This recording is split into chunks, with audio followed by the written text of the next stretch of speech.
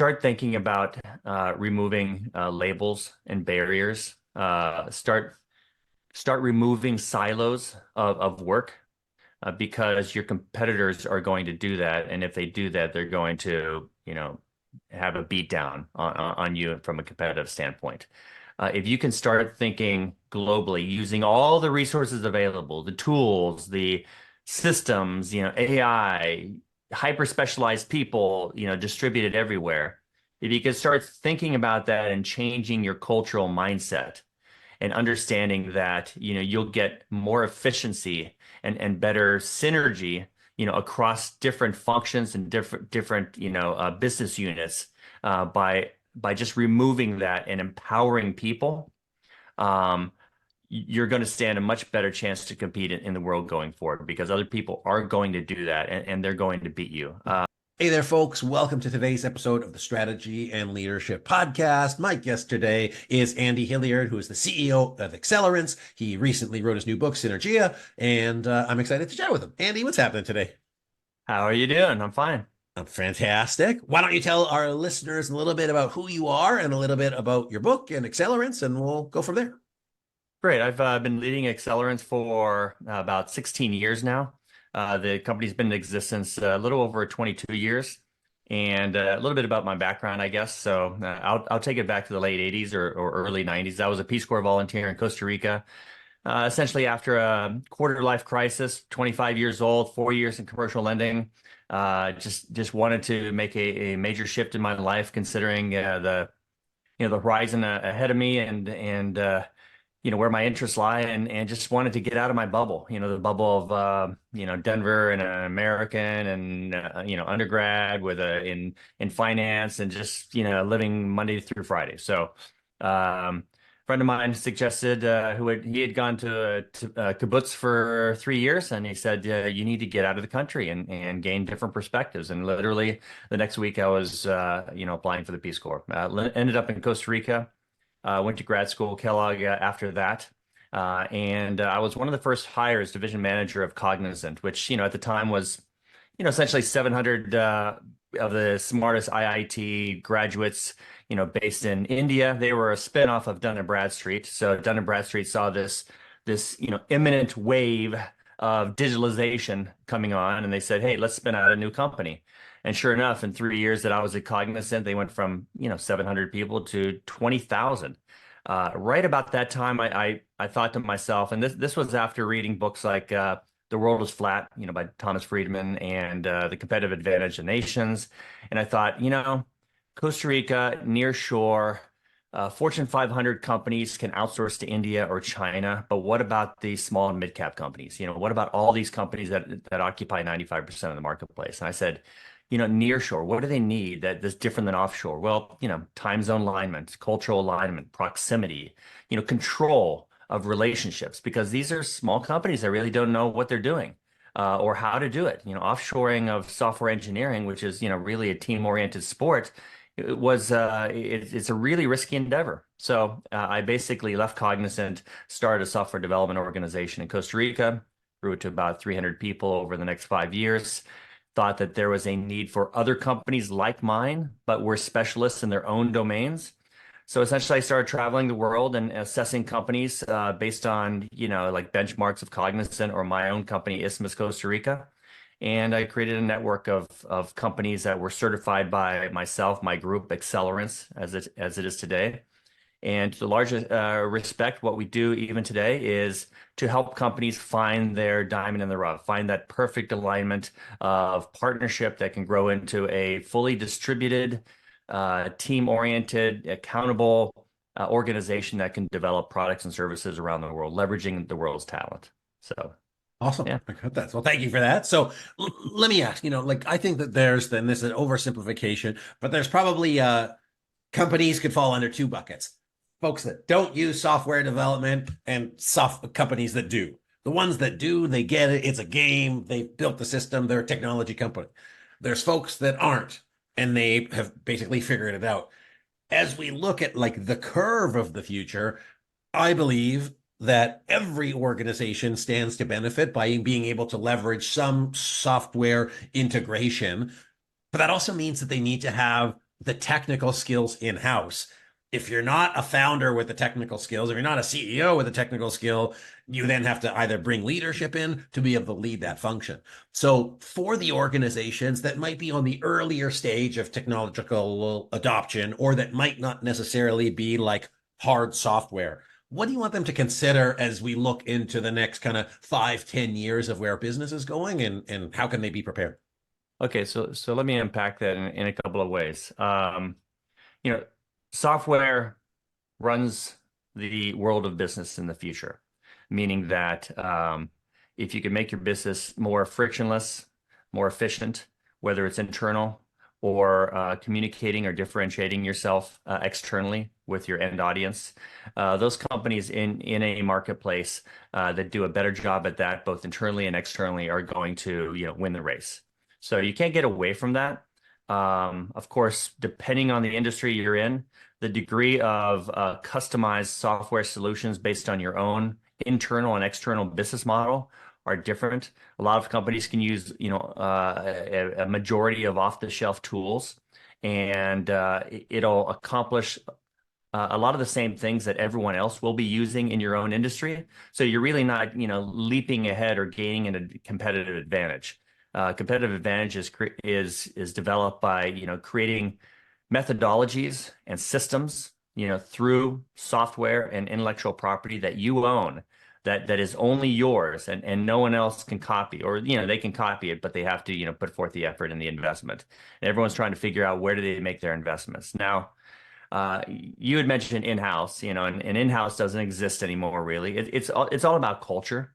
And culture could be in-house, it could be, local, it could be domestic, it could be international.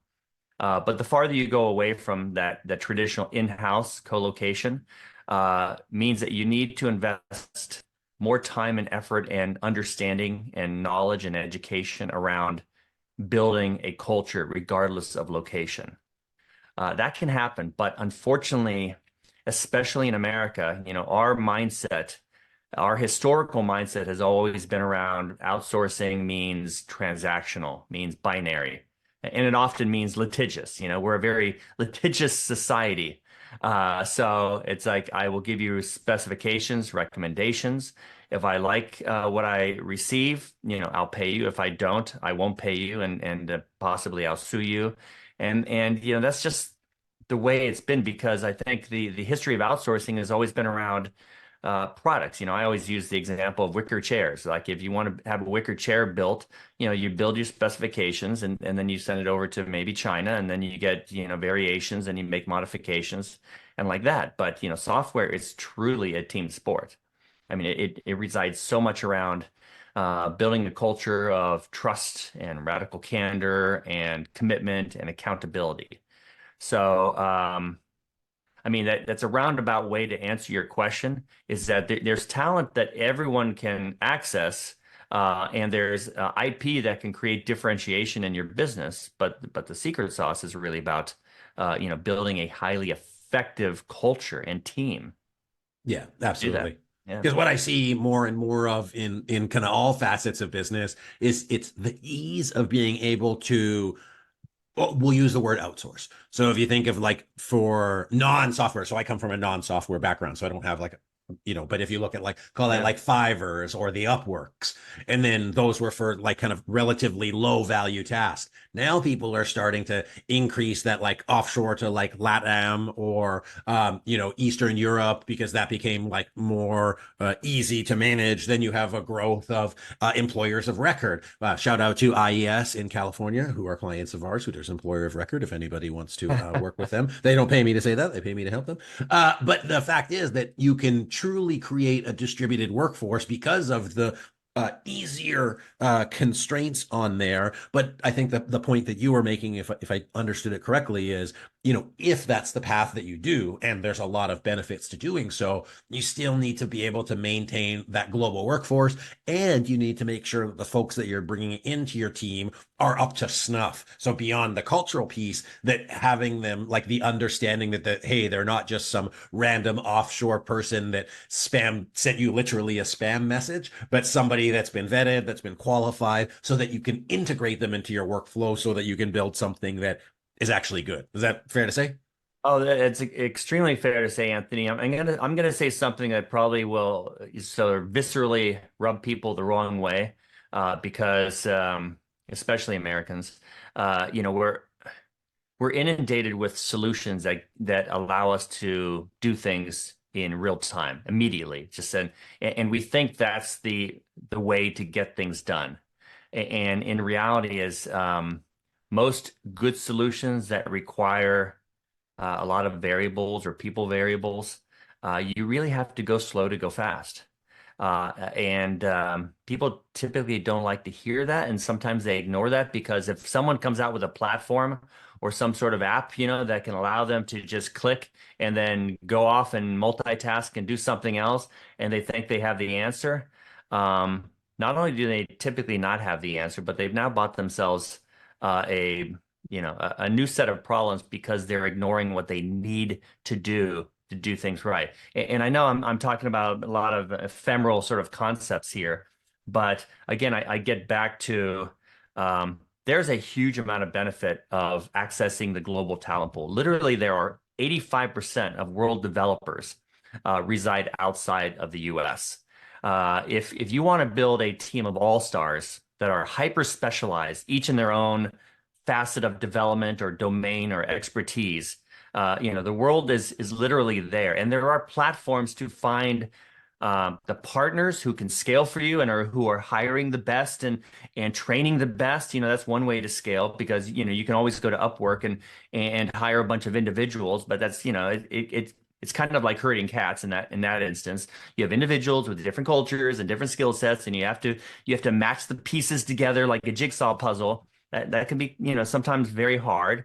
Or you can find partners that have a specialty in a certain vertical and a certain tech stack, and have a single culture of training and retaining people and all that sort of thing. So that kind of cuts to the chase. But all of that said, you just can't push a button or use a platform to just find that and think your job is done. It's just beginning. I mean, all you've done is you've found the input, and you need to get to the outcome of the output. And between the input and the output, there's this system. And people just say, like, that's too much effort. That takes too much time. It's like, yeah, that's where your time is best spent. Build the system. And so many people is like, I'm done. My CEO or COO said to find talent at cost-effective rates. I did it. Now can I go on vacation? No, the job's just started. Yeah. Well, what And I think is interesting, and one of the things that I wanted to kind of bring up was the idea of timeline. So let's assume that people have their, kind of workforces set up, they're doing whatever they need to do, but then they see the need to A, grow and scale, B, increase competitiveness, C, likely like maintain margin because there's margin erosion from all over the place. And then if I look like, call it 5, 10 years ago, the ability was to buy something off the shelf. So like think of like a Basecamp or a Slack or whatever, Teams, Zoom, any of those things. And I'm not saying that those aren't good tools, but I am saying that in the future, with the ease of technology and the decreasing barriers to entry, there are opportunities, as like you mentioned before, to be able to build your own in-house and, more importantly, customized solution so that you can have the exact specifications that you have what you want. You might not be able to do it today, but to your point, you have to take some time. At the well, same time, and oh, can I yeah. just finish this point? At the same time, you have AI tools bubbling in the background that are that shiny object. So my question to you is, how can people manage, and what do you want CEOs? So I'll say specifically to CEOs, what do you want them to start thinking about as they look at developing their teams, recognizing there is that short-term air quotes fix of AI and snap-on solutions versus really being able to build a long-term sustainable capacity as an organization that they can scale on for years to come? If I'll give some suggestions to people listening here, and that is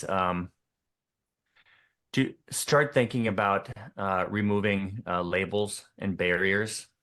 Start removing silos of work, because your competitors are going to do that, and if they do that, they're going to have a beat down on you from a competitive standpoint.